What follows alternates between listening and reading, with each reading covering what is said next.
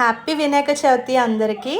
ఈరోజు నా పూజ మార్నింగే స్టార్ట్ అయింది. ఇలా బయట ముగ్గు వేసి పువ్వులతో డెకరేట్ చేసి పూజ అంతా సర్ది ఇలా పీట తీసుకున్నాను. దాని మీద దేవుడంతా అలంకరించి అరటి చెట్లు పువ్వులు అన్నీ పెట్టి విగ్రహాన్ని కూర్చోబెట్టడానికి మొత్తం అంతా రెడీ చేసి దేవుడు వచ్చేసారు. గణపతి బప్ప మోర్య.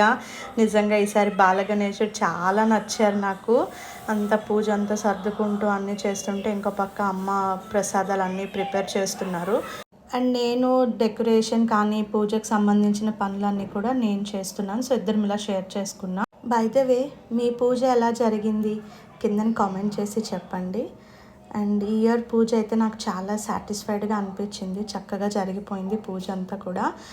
దీపం పెట్టి దాని తర్వాత పెట్టాల్సిన ప్రసాదాలన్నీ సర్ది ఫ్రూట్స్ ఇంకా పెట్టాల్సిన పువ్వులు అన్నీ కూడా దగ్గరగా పెట్టుకొని ఇంకా పూజ అయితే స్టార్ట్ చేసేసాను.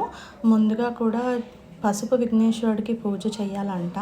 సో పసుపుతో చేసిన విఘ్నేశ్వరుడికి పూజ అంతా చేసి షోడశోపచారాలతో మొత్తం పూజ కంప్లీట్ చేసి ఆయనకి కంప్లీట్ అయిన తర్వాత మనం పెట్టుకున్న విఘ్నేశ్వరుడి విగ్రహానికి పూజ చేయాలంట. సో నేను సేమ్ ఆ ప్రొసీజర్ అంతా ఫాలో అయ్యి మొత్తం కంప్లీట్ చేసుకొని అంత కథ చదివిన తర్వాత హారతి కూడా ఇచ్చిన తర్వాత పూజ చదువుతూ పట్టుకున్న అక్షింతలు తల మీద వేసుకొని పూజ అయితే కంప్లీట్ చేసేసాను. చాలా ప్రశాంతంగా అనిపించింది.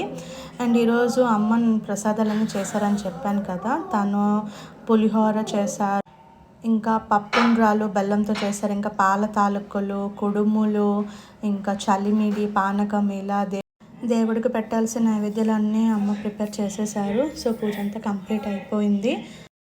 సో నేను చేసిన ఈ పూజ అంతా మీకు ఎలా అనిపించింది కామెంట్ చేసి చెప్పడం మాత్రం మర్చిపోకండి. Thank you.